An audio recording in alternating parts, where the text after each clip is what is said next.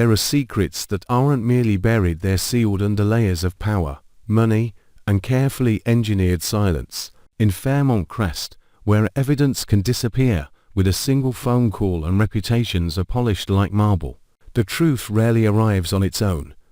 It surfaces when someone needs it as a weapon, and this time, that weapon has the shape of a name that should have remained locked inside old files: Stan Richardson. The name spreads like black ink across a family tree, shattering relationships built on rules, bargains, and vows that were never allowed to become honest. Strangest of all is how the mystery is released, not through a simple anonymous letter, but through a chain of signals appearing one after another, as if someone is guiding the entire community down a trail already mapped out. Everyone who receives the first fragment reacts the same way. They don't ask who Stan is. They ask what Stan is still alive for. That question alone betrays the truth. This past never slept. It merely waited for the right moment to bite back. Andre understands that instinctively, and his anger grows not because of Stan's name, but because he can feel how his life has been shaped by manufactured ignorance, like an object placed in the perfect spot at the perfect time, according to someone else's advantage. Bad news fractures Fairmont Crest like a crack racing straight through the glossy glass of every powerful household. Andre's biological father never died, and the name Stan Richardson has crawled out of a place that should have been buried with the past. The truth doesn't arrive with a loud confession, but with a chilling sequence of details, a torn file reconstructed with eerie precision, a signature that matches too perfectly to dismiss, an old transfer that suddenly wakes up in the system. If someone just pressed restart on a long-hidden sin, Andre stands at the center of the storm, feeling as if a missing piece of his origin has been returned to him, while also sensing he's been thrown into a trap that was set long before he ever knew he was the target. Those who once seemed untouchably confident in their grip on secrets begin to show rare flashes of panic, because if Stan is alive, it means someone staged a death, someone traded silence for profit, and perhaps all of Fairmont Crest has lived peacefully on the foundation of a collective lie. Even more terrifying is the possibility that Stan hasn't come back to reunite, he's come to reclaim what was stolen, a position, an inheritance, or a revenge calculated step by step. And just when Andre believes he's searching for the truth, he realizes the truth is already moving toward him, like a shadow behind the gate, one that has known every exit he might try to take. Andre can't sleep. He moves through his home, stranger in his own life, brushing his fingers against framed family photos and keepsakes, and suddenly everything feels weightless, props on a stage built for a performance. His anger doesn't explode like fire at first. It smolders, heavy and oppressive, like a slab of heated metal pressing down on his chest. He's furious because he was lied to. Furious because he once believed his childhood wounds, the empty space where his origin should have been, was simply fate, when in truth they were the product of human choice. But the most frightening anger isn't aimed at Stan, the man he has never even seen. It's aimed at familiar faces who held him, who spoke about family as if it was sacred, yet may have signed a pact of silence together, turning him into an orphan in the most convenient way possible. That thought makes Andre want to destroy everything, and also makes him want to retreat, because he fears that if he pulls this thread, the entire tapestry of his life will slip through his hands. While Andre spirals inside his own conflict, Fairmont Crest reacts like a body exposed to poison. Greetings at the gate turn stiff, accidental encounters multiply, as if everyone is trying to confirm how much Andre knows. Some people offer an excess of pity, the kind that makes Andre feel like gossip in human form. Others avoid him entirely, because standing too close to him feels like standing near a fire that could spread to their own home. And in the shadows of private parties and family meetings held behind drawn curtains, another fear spreads. If Stan Richardson is alive, who helped him vanish and, more importantly, who benefited from his death, in a place where power is measured by your ability to control the narrative, this truth is a bomb no amount of money can defuse. The documents don't appear randomly. Andrei realizes that quickly. Again and again, he stumbles into fragments of information at the precise moments when he's close to giving up. A missing hospital record surfaces through an indirect route. An old photograph, no clear clue who took it, arrives inside an unmarked envelope. A decades-old bank transaction is quietly resurrected, and someone he knows panics so violently that their reaction becomes its own confession. The sense of being guided makes Andrei feel grateful and disgusted at the same time. He hates being turned into a pawn, but he can't stop, because every step forward feels like a step closer to understanding who he is. The cost of understanding becomes clear.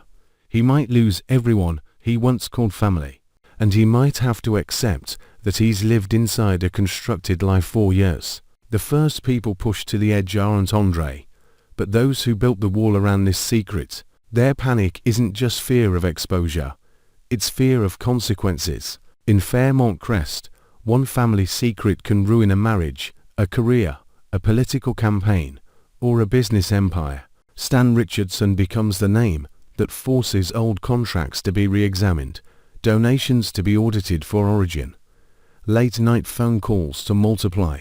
Some rush to freeze accounts.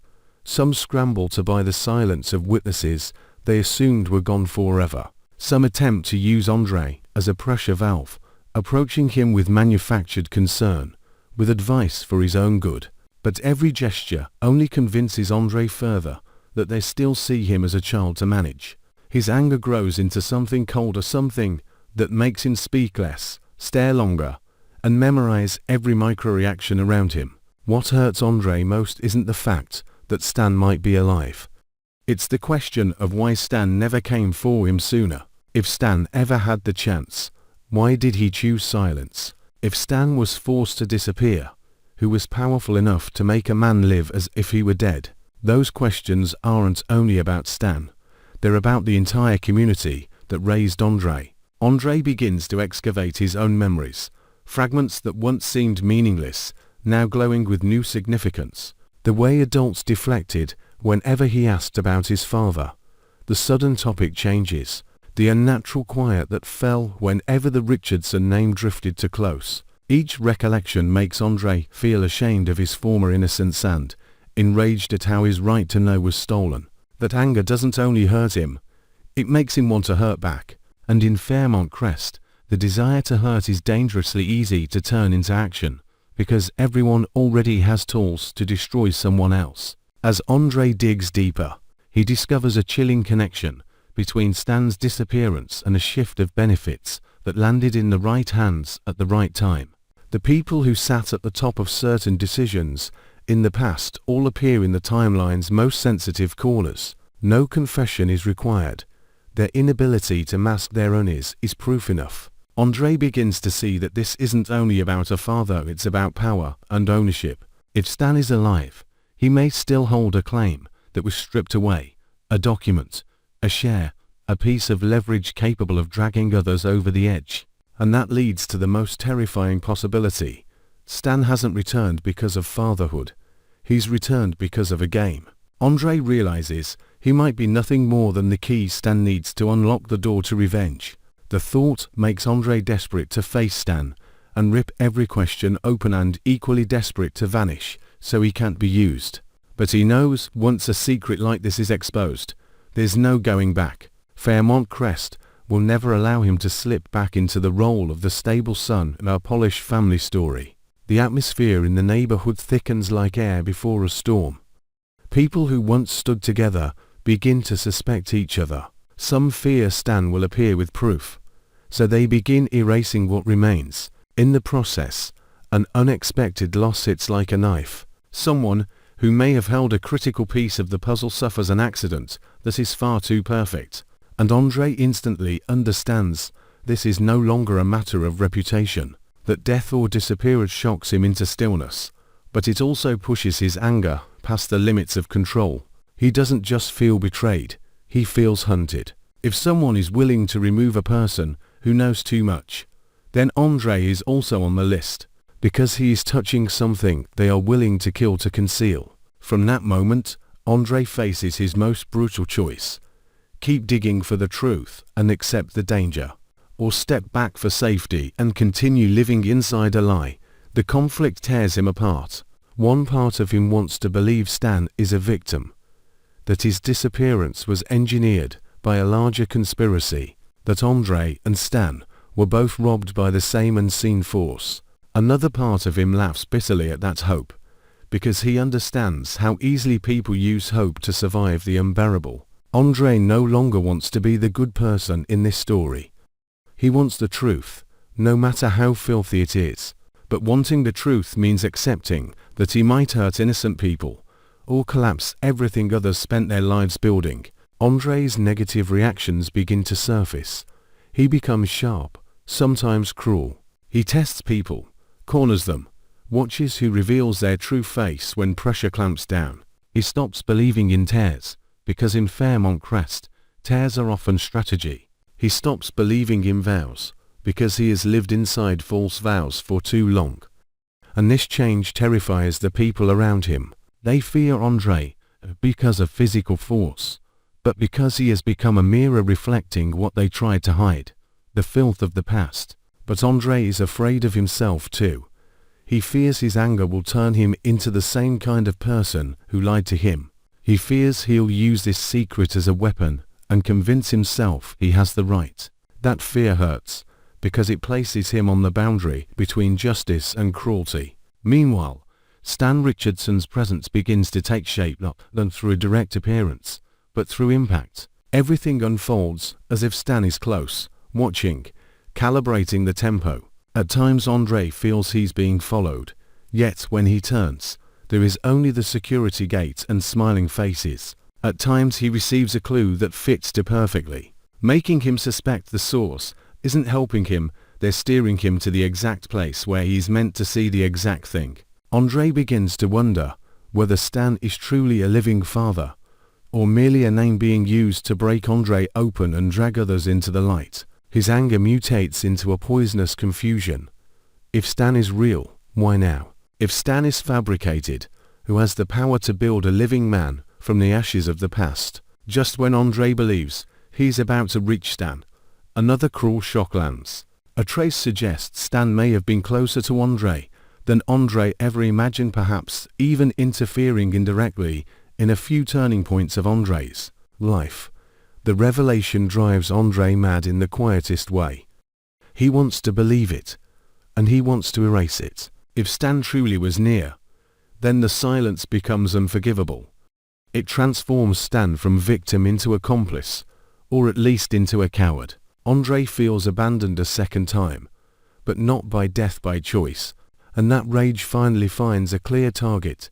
No longer the system, no longer everyone, but Stan himself. The man who left Andre trapped inside an identity void for years. At the moment Andre thinks he can confront Stan, the most important evidence vanishes, not stolen in a simple way, but wiped clean with the precision of someone who understands every weakness in the system. Andre realizes there is an insider, someone with access, someone close enough to touch his life without triggering suspicion.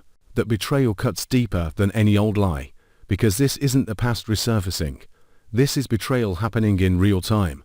And when Andre looks at all the people who tried to act concerned, he can no longer tell what is real. Isolation becomes a punishment that makes him want to scream, and also makes him want to shut the world out completely. From that point on, Fairmont Crest is no longer safe.